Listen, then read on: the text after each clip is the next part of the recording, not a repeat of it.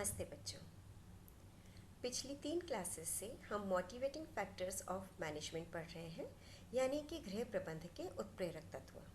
गृह प्रबंध के उत्प्रेरक तत्व मूल्य, लक्ष्य एवं स्तर हैं। मूल्य और लक्ष्य के बारे में हम पढ़ चुके हैं, आज स्तर के बारे में पढ़ेंगे। मूल्य, लक्ष्य और स्तर तीनों ही आपस में बहुत गहराई से अंतर संबंधित होते हैं। एक से उत्पन्न होते हैं लक्ष्य और स्तर, यानी कि मूल्य से लक्ष्य और स्तर उत्पन्न होते हैं और पुनः अपना प्रभाव मूल्य पर डालते हैं और मूल्य हमें बताते हैं। स्तर की उत्पत्ति मूल्य से होती है। बच्चों, जैसा कि हमने पहले पढ़ा था कि जिस तरह से लक्ष्य की उत्पत्ति मूल्य से होती है, मूल्य को लक्ष्य की माता भी कहा जाता है, उसी प्रकार से स्तर की उत्पत्ति भी मूल्य से ही होती है। क्योंकि जिस प्रकार का हमारा मूल्य होगा, उसी के प्रकार से हमारा लक्ष्य निर्धारित होगा और उसी लक्ष्य के अनुसार हमारा स्तर निर्धारित होगा। यहाँ एक उदाहरण के द्वारा हम समझते हैं, जैसे कि अगर किसी व्यक्ति का या आपका मूल्य शिक्षा है, आप उच्च शिक्षा प्राप्त करना चाहते हैं और शिक्षा के क्षेत्र में आगे बढ़ना चाहते हैं, इसीलिए आपने अभी फर्स्ट ईयर में एडमिशन लिया है, आप ग्रेजुएशन करना चाहते हैं और ग्रेजुएशन के बाद आपके कई सारे लक्ष्य और भी हो सकते हैं। आप कॉम्पिटिटिव एग्ज़ाम देंगे या पोस्ट ग्रेजुएशन करेंगे, ये आपकी अपनी इच्छा है। लेकिन क्योंकि आपका मूल्य उच्च शिक्षा है या शिक्षा प्राप्त करना है, इसलिए आपने यहाँ एडमिशन लिया है। अब हम बात करते हैं लक्ष्य की। मूल्य शिक्षा था, इसलिए आपने प्रथम वर्ष में एडमिशन लिया और आप प्राप्त करना चाहते हैं। अब आपने लक्ष्य निर्धारित कर लिया कि आपको फर्स्ट ईयर क्लियर करना है, ठीक है। अब हम बात करते हैं स्तर की। स्तर यहाँ क्या हुआ, जैसे कि 80 से 90% के बीच मुझे लाने ही हैं। ये जो 80 से 90% की हम बात कर रहे हैं, यही स्तर कहलाता है। अब स्तर की उत्पत्ति मूल्य से हुई, आपको समझ में आ गया। मूल्य शिक्षा था, इसीलिए लक्ष्य वैसा ही निर्धारित हुआ और लक्ष्य के अनुसार हमने स्तर का निर्धारण किया। और अगर हमारा मूल्य शिक्षा नहीं है, सिर्फ हम जैसे तैसे ही पढ़ाई कर रहे हैं, सिर्फ एक नॉर्मल रिक्वायरमेंट हम अपनी पूरी कर रहे हैं, तो हम ये भी सोच सकते हैं कि एक बार बस मुझे कैसे भी करके पास होना है। पास होना और 80 से 90% लाने के बीच में बहुत अंतर है। पास तो आप 36% पर, 45% पर भी हो सकते हैं, लेकिन अगर आपका मूल्य शिक्षा है, लक्ष्य वैसा ही आपने निर्धारित किया और स्तर आपने 90% तक निर्धारित किया, तो हम यहाँ पर ये बात समझ रहे हैं कि स्तर की उत्पत्ति मूल्य से होती है। स्तर का निर्धारण मूल्य, लक्ष्य एवं साधन तीनों से होता है। बच्चों, कई बार ऐसा भी होता है कि मूल्य है, उसी के अनुसार हम लक्ष्य भी निर्धारित कर लें और स्तर भी निर्धारित कर लें, लेकिन अगर हमारे पास उस मूल्य को प्राप्त करने के लिए या लक्ष्य को प्राप्त करने के लिए हमारे पास पर्याप्त साधन नहीं है, अगर पर्याप्त साधन नहीं है, तो हम उसके अकॉर्डिंग स्तर का निर्धारण नहीं कर सकते हैं। ऐसे में हमें अपने स्तर का कॉम्प्रोमाइज़ करना होता है। तो सामान्यतया स्तर का निर्धारण मूल्य, लक्ष्य एवं साधन से होता है। मूल्य एवं लक्ष्य की अपेक्षा स्तर अधिक स्पष्ट, निश्चित एवं व्यवहारिक होते हैं। हमने पहले पढ़ा था, जबकि मूल्य की क्लास पढ़ी थी, कि मूल्य जो होते हैं वो अस्पष्ट होते हैं, अनिश्चित होते हैं और अव्यवहारिक होते हैं। अस्पष्ट और अनिश्चित क्यों कहा जाता है? क्योंकि इन्हें आसानी से देखा, समझा और समझाया नहीं जा सकता। लेकिन लक्ष्य उसकी अपेक्षा अधिक स्पष्ट होते हैं और लक्ष्य से भी स्पष्ट स्तर होते हैं। जैसे कि लक्ष्य, आपने अभी हम बात कर रहे थे, जो अभी हमने पिछला एग्जाम्पल लिया था, कि लक्ष्य अगर आपका है कि आपने 80 से 90% का फर्स्ट ईयर पास करना है और 80 से 90% का आपने निर्धारित किया है, ठीक है ना, तो 80 से 90% बहुत क्लियर हमें नज़र आ रहा है, यानी कि स्तर जो होते हैं वो स्पष्ट, निश्चित एवं व्यवहारिक होते हैं। व्यक्ति के मूल्य एवं लक्ष्य के बारे में अगर अनुमान लगाना हो ना बच्चों, तो स्तर का निरीक्षण लगा लिया जाता है। किसी व्यक्ति के या किसी बच्चे के अगर 90% आते हैं या 85% आते हैं, तो हम कह सकते हैं कि इसने अपना लक्ष्य भी वैसा ही बनाया है, क्योंकि इसकी मूल्य शिक्षा है, यानी कि रुचि है, शिक्षा के प्रति रुचि है। और रुचि कहाँ से जागृत होती है? अगर मूल्य नहीं है तो रुचि भी जागृत नहीं हो सकती है। है ना। तो इसीलिए मूल्य से लक्ष्य, लक्ष्य से स्तर, और अगर हमें किसी के मूल्य और लक्ष्य के बारे में जानना है, पहचानना है, तो अगर हम उसके स्तर का निरीक्षण करेंगे तो हम आसानी से मूल्य का पता लगा सकते हैं। कुछ स्तर बच्चों ऐसे होते हैं जो कि अत्यंत ही स्पष्ट होते हैं, जैसे कि अभी हम उदाहरण की बात कर रहे हैं 90%, बिल्कुल क्लियर है, समझ में आ रहा है आसानी से कि 90% लाने हैं, तो ये स्पष्ट है। लेकिन कुछ स्तर ऐसे भी होते हैं जिनको कि नापने के लिए जो मानदंड तय करना होता है वो मुश्किल होता है। जैसे ये कह दिया जाए कि बच्चा पढ़ाई में कैसा है, औसत है, एवरेज है, मध्यम है या उच्च है। अब इससे हम क्या अंदाज़ा लगा सकते हैं कि औसत में क्या और कितना, मध्यम में क्या और कितना, यानी कि हम उसकी डिग्री का पता नहीं लगा सकते। हम सिर्फ ये पता लग सकते हैं अच्छा औसत है तो 50 के अंदर अंदर होगा, लेकिन कितना होगा, तो ऐसे में स्तर के मापदंड को तय करना मुश्किल हो जाता है।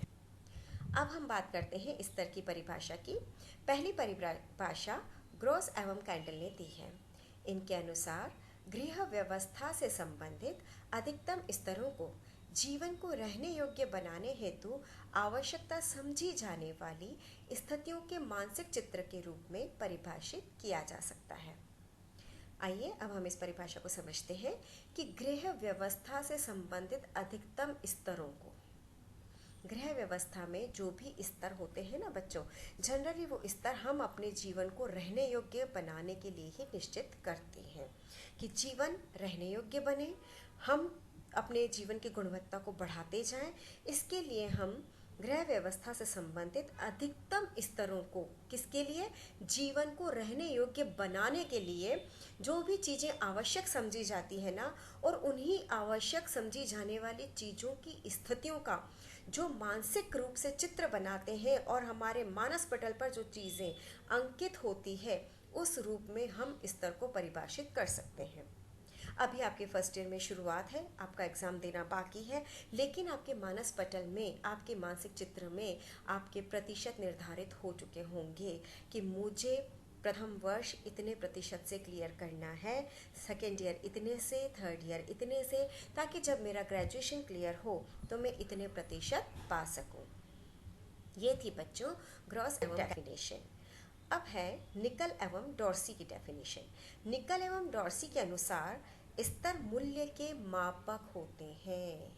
हमने पहले ही ये बात समझ ली है कि अगर किसी व्यक्ति के मूल्य को समझना हो तो उसके स्तर को देख लेना चाहिए, उसका निरीक्षण कर लेना चाहिए, यानी कि मूल्य कैसे, कितने, किस प्रकार के हैं, इसको जानने के लिए स्तर को देखा जाता है, क्योंकि स्तर की उत्पत्ति हमारे मूल्यों से होती है। और ये बात भी हमने आपको समझा दी कि किसी वस्तु में रुचियों की मात्रा, अगर रुचि है तभी तो आप 90% की बात करेंगे। अगर आपको शिक्षा में रुचि नहीं है, किसी और चीज़ में आपको रुचि है, पेंटिंग में रुचि है, तो पेंटिंग में वो चीज़ परिलक्षित होगी, वो चीज़ हमें दिखाई देगी आपके पेंटिंग के स्तर से, यानी कि कितनी अच्छी पेंटिंग आप बना लेते हैं, है ना। तो रुचियों, वस्तु में रुचियों की मात्रा एवं उनके प्रकार को निर्धारित करती है और हमें ये बताती है कि किसी चीज़ को प्राप्त करके हम कितना संतोषपूर्ण अनुभव करते हैं। ये बात मैंने आपको समझा दी। अब मैं डेफिनेशन फिर से आपके सामने रीड कर देती हूँ। निकल एवं डोर्सी के अनुसार स्तर मूल्य के मापक होते हैं जिनकी उत्पत्ति हमारे मूल्यों से होती है। यह हमारी किसी वस्तु में रुचियों की मात्रा एवं उनके प्रकार को निर्धारित करती है, इनमें हमें कितना संतोष प्राप्त हुआ। एक एग्जाम्पल और यहाँ दूंगी बच्चों, वही जो एग्जाम्पल हमारा स्टार्टिंग से चला आ रहा है कि अगर 90% का लक्ष्य निर्धारित किया और स्तर 90% है हमारा और 90 प्राप्त नहीं होकर के 82 या 82% प्राप्त होते हैं, ऐसी स्थिति में क्या पर्सन को संतोष होगा? नहीं होगा। कोई भी स्टूडेंट जिसने इतनी मेहनत की है उसको बिल्कुल भी संतुष्टि का अनुभव नहीं होगा अगर वो प्रतिशत जो निर्धारित है, जो मानसिक पटल पर अंकित है, उससे कम प्राप्त करता है, तो ऐसे में व्यक्ति को असंतोष मिलता है। अब हम बात करते हैं स्तर के वर्गीकरण की। स्तर दो प्रकार के होते हैं, परंपरागत स्तर और परिवर्तनशील एवं नमनीय स्तर। बच्चों नाम से ही पता लग रहा है, परंपरागत स्तर, यानी कि ये रूढ़िगत एवं स्थिर होते हैं। स्थिर से नाम समझ में आ रहा है, मतलब समझ में आ रहा है आप लोगों को। स्थिर का मतलब ये है कि इन स्तर को आसानी से परिवर्तित नहीं किया जा सकता है और समाज के एक बड़े समूह द्वारा, समाज के द्वारा इनको स्वीकार किया जाता है। और पता है बच्चों, इस प्रकार के स्तर को परिवार बिना कुछ सोचे समझे, बिना जाने विचारे पीढ़ी दर पीढ़ी इस प्रकार के स्तर को हस्तांतरित करते हैं और आशा करते हैं कि उनकी पीढ़ी भी इस प्रकार के स्तर को अपनाए, फॉलो करे और उसको निभाए। व्यक्ति समाज में रहता है और इसीलिए उसको समाज के द्वारा निर्धारित नियमों, मूल्यों और स्तरों की पालना न चाहते हुए भी करनी ही पड़ती है। क्यों करनी पड़ती है? क्योंकि उसे समाज द्वारा निर्धारित स्तर को प्राप्त करने के लिए स्वयं को आवश्यकतानुसार बदलना पड़ता है तथा समाज से सामंजस्य बिठाना पड़ता है। जब वो समाज से सामंजस्य बिठाएगा, समाज के अनुरूप स्तर सेट करेगा, समाज के अनुरूप प्राप्त करेगा और उन्हें अपनाएगा, तभी समाज में उसे स्वीकार किया जाएगा। तो ये जो स्तर होते हैं ये परंपरागत स्तर कहलाते हैं।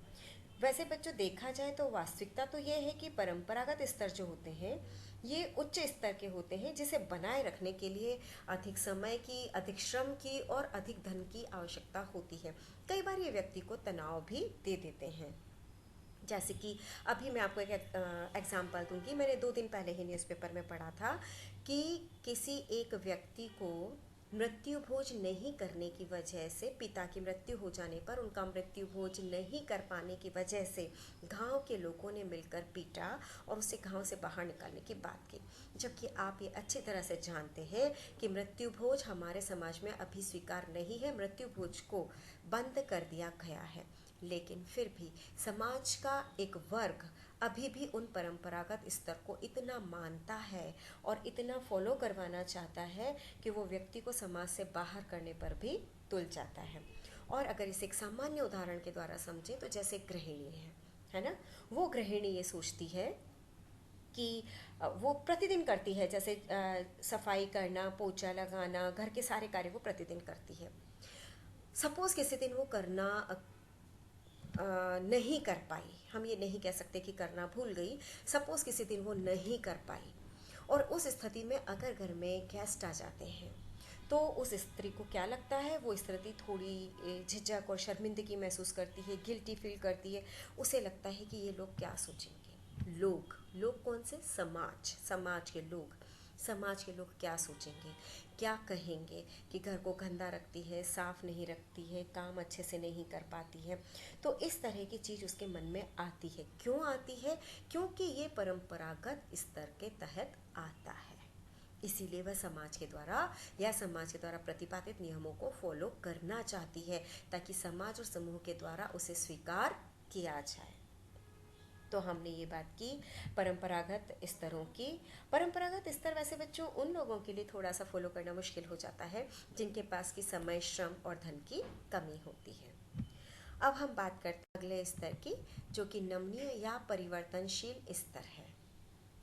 परिवर्तनशील स्तर, जैसा कि नाम से ही पता चल रहा है, ये परंपरागत स्तर के ठीक विपरीत होते हैं, जिन्हें व्यक्ति अपनी इच्छा से, रुचि से, आवश्यकता एवं सुविधा के अनुसार परिवर्तित करता है। इन स्तरों को हम आसानी से कह सकते हैं कि बड़े समूह द्वारा, समाज के द्वारा विशेष मान्यता नहीं दी जाती है, क्योंकि व्यक्ति स्वयं व्यक्तिगत तौर पर इनका निर्धारण करता है और उसको फॉलो करता है। व्यक्ति पारिवारिक जीवन में सुख, शांति, अपनत्व, प्रेम, मित्रता, सामंजस्य बिठाने के लिए इन स्तरों को मानता है और इसीलिए ये परिवर्तनशील कहलाते हैं, क्योंकि समय, स्थान, प्रदेश, परिस्थिति आदि के अनुसार ये परिवर्तित हो जाते हैं और इन्हें कम समय और श्रम और धन में भी प्राप्त किया जा सकता है। यथार्थ में वैसे देखा जाए तो ये परंपरागत स्तर की अपेक्षा निम्न स्तर के होते हैं और ये उन लोगों के लिए अनुकूल होते हैं जिनके पास की धन, समय, श्रम का अभाव होता है, तभी तो वो अपने स्तर में परिवर्तन करना चाहते हैं। यहाँ पर भी मैं आपको एक उदाहरण के द्वारा इस बात को समझाऊंगी। जैसे कि एक महिला है जो कि घर पर भी कार्य करती है और कामकाजी भी है, अर्थात ड्यूअल रिस्पॉन्सिबिलिटीज़ वो निभा रही है, दोनों तरफ अपना काम कर रही है, घर और बाहर। जब वो दोनों तरफ अपना काम कर रही है और सभी तरफ अपना बेस्ट देने की कोशिश करती है, इस अवस्था में क्या होता है बच्चों, उसको अपना समय और श्रम बचाना होता है। किसके लिए? परिवार के लिए, परिवार के सदस्यों के लिए, उनकी आवश्यकताओं की पूर्ति के लिए, उनके जीवन में गुणवत्ता में वृद्धि के लिए। तो इसके लिए वो क्या कर सकती है, जैसे अपना समय बचाने के लिए वो ऑटोमेटिक वॉशिंग मशीन की तरफ शिफ्ट होती है। लेकिन घर के बड़े बुजुर्ग जो कि परंपरागत स्तर से जुड़े हुए हैं, उन्हें आज भी कपड़ों को हाथ से धोना, साबुन लगाना और फिर उसके बाद कपड़ों को आपस में मसल करके धोना, ब्रशिंग करना, ये सब कुछ अच्छा लगता है और वो इसी से संतुष्ट भी हैं। और वो एकदम से अगर नई वॉशिंग मशीन की बात सुनते हैं, ऑटोमेटिक वॉशिंग मशीन की बात सुनते हैं, तो उनके लिए संतुष्टि नहीं होती है। परंतु एक कामकाजी महिला के लिए जो कि दोहरी जिम्मेदारी निभा रही है, उसके लिए अपने इस स्तर में और परिवार के इस स्तर में परिवर्तन करना आवश्यक है। क्यों आवश्यक है? परिवार के लिए, परिवार के सदस्यों के लिए, उनकी आवश्यकता की पूर्ति के लिए, उनके जीवन में गुणवत्ता में वृद्धि के लिए, क्योंकि समय बचाएगी तभी तो उन्हें समय दे पाएगी, वरना उन्हें समय कैसे दे पाएगी। तो विशेषकर जैसे कि हमने अभी बात की, नौकरी पेशा व्यक्ति के लिए ये स्तर उपयुक्त होते हैं क्योंकि उनके पास समय का सख्त अभाव होता है। अभी हमने दो प्रकार के स्तर पढ़े, परंपरागत एवं परिवर्तनशील। दोनों ही स्तरों में वैसे तो आपसी गहरा संबंध है। एक ही समय में विभिन्न परिस्थितियों में उपयुक्त या अनुपयुक्त दोनों ही प्रकार के निर्णय हो सकते हैं। ये डिपेंड करता है कि गृहिणी के पास किस समय समय, श्रम एवं धन की अधिकता है और किस समय इसकी कमी है। व्यक्ति के जीवन में स्तर का अपना महत्व है और उसे अपने ढंग व अपने तरीके से अपनाता है, जिससे समाज में भी मान्यता बनी रहे और वह आगे भी बढ़ सके। अभी हमने बात की बच्चों स्तरों के वर्गीकरण करेंगे, स्तर को प्रभावित करने वाले कारक के बारे में। स्तर को प्रभावित करने वाला सबसे पहला कारक है स्तर की उत्पत्ति। स्तरों को चयन करते समय यह जानना हमारे लिए बहुत ज़रूरी है कि आखिर इसकी उत्पत्ति हुई कहाँ से है। वैसे तो हम सभी जानते हैं कि स्तर का जन्म परिवार के जीवन मूल्यों से, संस्कृति से, सभ्यता से होता है और पीढ़ी दर पीढ़ी इनका हस्तांतरण होता है।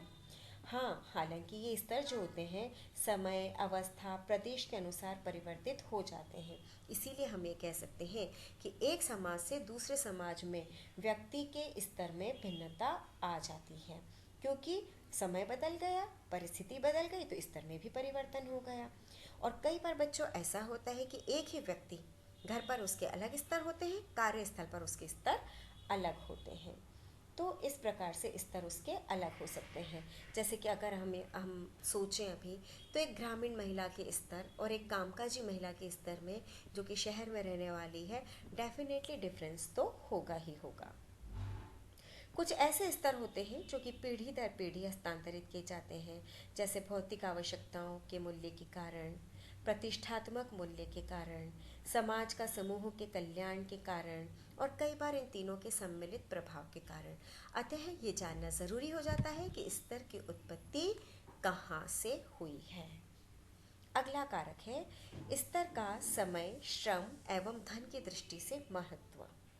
स्तर की उत्पत्ति पारिवारिक जीवन मूल्य से होती है, लेकिन जीवन मूल्य को अपनाने में व्यक्ति को आर्थिक परेशानी नहीं होती है तो वो इसे आसानी से अपना लेता है। मूल्य हैं, बहुत अच्छे हैं, लेकिन अगर उसे आर्थिक परेशानी है तो वो मूल्य को नहीं अपना पाएगा और उसके अनुसार स्तर निर्धारित नहीं कर पाएगा। जैसे कि परंपरागत स्तर जो कि रूढ़िगत होते हैं, उसे बनाए रखने के लिए समय, शक्ति, धन इत्यादि की प्रचुर मात्रा में आवश्यकता होती है। लेकिन अगर इन सब की कमी है तो स्तर में परिवर्तन करना आवश्यक हो जाता है। जैसे कि हमने बात की थी कि कामकाजी महिला के लिए स्तर को, परंपरागत स्तर को परिवर्तित करना आवश्यक हो जाता है। तीसरा कारक है मौलिक मूल्यों से संबंध। स्तरों के चयन में मौलिक मूल्यों के स्तर से क्या संबंध है, ये जानना बहुत ज़रूरी है, क्योंकि जो व्यक्ति है वह किन मूल्यों को अपनाना चाहता है और उसके पास साधन कितने हैं, इसको जानना भी ज़रूरी है। क्योंकि सिर्फ मूल्यों का पास में होना या मूल्यों के अनुसार लक्ष्य का निर्धारण करना पर्याप्त नहीं होता है। उसके लिए पर्याप्त मानवीय साधन और भौतिक साधन होने ज़रूरी होते हैं। तभी तो वो पारंपरिक स्तर को भी बनाए रख सकता है और परिवर्तनशील स्तर को भी प्राप्त कर सकता है। परंतु यदि वह आराम, सुख, संतोष, मित्रता आदि मूल्यों को अपनाना चाहता है तो वह अपने जीवन में परिवर्तनशील मूल्यों को ही अधिक महत्व देता है। स्तर को बनाए रखने में परिवार के सदस्यों पर प्रभाव। परिवार के अन्य सदस्यों पर किसी स्तर को निर्धारित करने का क्या प्रभाव पड़ेगा? परंपरागत स्तर का भी और परिवर्तनशील स्तर का भी। यदि परिवार द्वारा निर्धारित स्तर परिवार के अन्य सदस्यों के विकास में सहायक होते हैं तो परिवार उसे सहर्षवश स्वीकार करता है। लेकिन अगर विकास में बाधा उत्पन्न करते हैं तो ऐसे स्तरों को गृहिणी को तुरंत ही बदलना होता है और ऐसे में परिवर्तनशील स्तर को अपनाना होता है। स्तर का सामाजिक स्वीकरण बहुत ही महत्वपूर्ण है। अभी हम परंपरागत स्तर के बारे में बात ही कर रहे थे बच्चों। तो कई परिवर्तनशील स्तर परंपरागत स्तर की अपेक्षा अधिक महत्वपूर्ण एवं गुण वाले होते हैं, क्योंकि जब कोई गृहिणी इन्हें अपनाती है तो श्रम, शक्ति एवं धन व्यय होता है। यदि इन स्तरों को अपनाने में समाज की स्वीकृति मिल जाती है तो एक नहीं अनेक लोग और उसको फॉलो करने वाले बहुत सारे लोग इस प्रकार के स्तर को अपनाना प्रारंभ कर देते हैं। कुछ स्तर जो कि हम बात कर रहे थे स्थान, समय और विशेष की संस्कृति के प्रतीक होते हैं जिन्हें अपनाना व्यक्ति के लिए आवश्यक हो जाता है। व्यक्ति उन्हें अपनाता है तभी उसका समाज में स्वीकरण बढ़ता है, समाज द्वारा स्वीकृति उसको मिलती है। अन्यथा कई प्रकार के सामाजिक, जिसे हम झमेले कह सकते हैं, उनका सामना व्यक्ति को करना पड़ सकता है। तो हम ये कह सकते हैं बच्चों कि परिवार के सदस्यों की इच्छा, रुचि, अनुभव, आवश्यकता के आधार पर जीवन के मूल्य, लक्ष्य, अभिवृत्ति, जीवन दर्शन, दृष्टिकोण, स्तर आदि निर्धारित किए जाते हैं। इसीलिए हम कहते हैं कि मूल्य, लक्ष्य और स्तर आपस में गहराई से संबंधित हैं। धन्यवाद।